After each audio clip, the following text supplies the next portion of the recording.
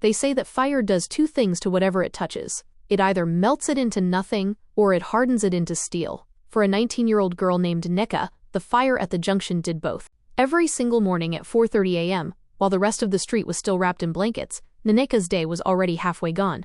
Her hands were not the hands of a typical teenager. They were rough, dry, and patterned with the white ash of peeled beans and the dark soot of firewood. When her parents died in a tragic accident, the village elders had gathered. They shook their heads, looked at her two younger siblings, Amaka, who was 12, and Chidi, who was 10, and gave their verdict. "Nneka, you are just a child yourself," they told her. "Send the boy to learn a trade. Give the girl away to a housemistress in the city." But Nneka looked at her siblings' frightened eyes, tightened her wrapper, and said no. If they were going to drown, they would drown together. But God willing, she would make sure they learned how to swim. Her life became a fierce mathematical equation measured in balls of akara. 1 frying pan paid for Amaka's exercise books. 10 basins of beans paid for Chidi's school sandals. There was a particular rainy Tuesday that the neighborhood would never forget. The rain in Lagos doesn't just fall, it attacks. Nneka was desperately trying to shield her fire with a ragged piece of tarpaulin.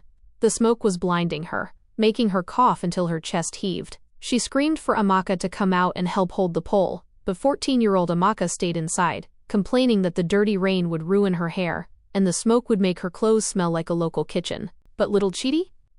He didn't care about the rain. At 12 years old, he ran out barefooted, his teeth chattering from the cold, and sat on an upturned kerosene tin. He puffed out his small cheeks and blew air into the stubborn, dying coals until his eyes were bloodshot and watery. Nneka begged him to go inside, but the boy looked at her and said, "Sister, if the fire dies, we won't eat tonight. Let me blow it." That was the rhythm of their lives. Nneka forgot what it felt like to buy a new dress or a pair of shoes. If she saved enough for a nice lace fabric for a community wedding, that money went instead to Amaka's school handouts. She sacrificed her youth, her beauty, and her comfort so her siblings could sit in classrooms where the ceilings did not leak. Years blurred into years. The soot from the firewood settled permanently into the fine lines of Nneka's face. She became an illiterate vendor, a fixture at the junction, while her siblings grew tall and sharp. And then, the day of harvest arrived. 2 heavy brown envelopes arrived from the University of Ibadan. Both Amaka and Chidi had been admitted. When Chidi nervously asked where the money for acceptance fees and hostel accommodation would come from, Nneka just smiled through her tears, held his shoulders and told them, "Your only job is to read until your brains turn to gold. Leave the money for the woman at the junction." 4 years is a very short time when you are sitting in a lecture hall reading books. But it is an eternity when you are standing over a blazing pot of boiling oil every single day. But Nneka survived it. On the day of their graduation, she tied her very best wrapper, the only decent one she had left, and traveled to the campus. Her skin was darkened by the sun, her hands were calloused, but her head was held higher than any mountain. But pride is a disease that grows quickly in fertile ground. When Amaka, now a beautiful 23-year-old graduate, saw Nneka running toward her with open arms, her face didn't light up with joy. Instead, it twisted into embarrassment. She pulled Nneka into a dark corner and whispered harshly, "Sister, stop shouting my name. My friends from Lagos are over there. Their parents are directors and chiefs. If they see me with someone whose wrapper has oil stains, what will they think? Just go and sit under the canopy with Chidi." Amaka turned around on her high heels and walked away without taking a single picture with the woman who bought her degree with oil and sweat. Chidi saw it all. He was furious, ready to tear his sister apart, but Nneka held him back, her voice trembling as she told him it was okay. Chidi, with tears in his eyes, took his older sister's rough hand, placed it on his shoulder, and walked her proudly through the crowd, announcing to anyone who would listen that this was his director, his chief, and his savior. Favor is a strange thing. Amaka graduated and, within 3 months, landed a high-paying job at an international oil servicing company in the city. Her salary was more money than Nneka had ever seen in her entire life. But instead of bringing blessings back to the small room they shared, it brought a thick, concrete wall. Amaka moved back into the house briefly before finding her own place. But she became a stranger. She would toss her expensive designer bags onto the table and complain that the house permanently smelled of palm oil and onions. When Nneka reminded her that the same oil paid for her final year project, Amaka scoffed, telling Nneka that her lack of education made her think like a local person with a small mind. Amaka packed her bags and left for the highbrow areas of Lagos. She changed her phone number. For 2 whole years, she never called her older sister. When Nneka tried to reach her through her office, secretaries would lie and say she was in a board meeting. On social media, Chidi would see pictures of Amaka flying to Dubai, drinking expensive champagne, and partying with the elite. She completely erased the woman at the junction from her history. Meanwhile, Chidi also graduated. But he chose a different path. He refused to look for a corporate job, which made Amaka mock him as a visionless failure. Chidi stayed in that small room, dismantling old electronics, writing computer codes until midnight, and spending his evenings helping Neka pack up her heavy pots at the junction. He told his sister to be patient, because a man building a true foundation does not look at people flying past in helicopters. While Amaka was flying high on borrowed wings, Chidi was down in the dirt, planting seeds. He spent 2 years building a complex mobile application, a digital system that allowed local, rural farmers to sell their harvests directly to major supermarkets in the city without being cheated by greedy middlemen. For a long time, nothing happened. The neighborhood boys laughed at him, calling him a university graduate who was destined to be an Akara seller's assistant forever. But Chidi kept his head down, and Nanika kept her knees on the floor, praying to a god that does not sleep. And then, heaven opened.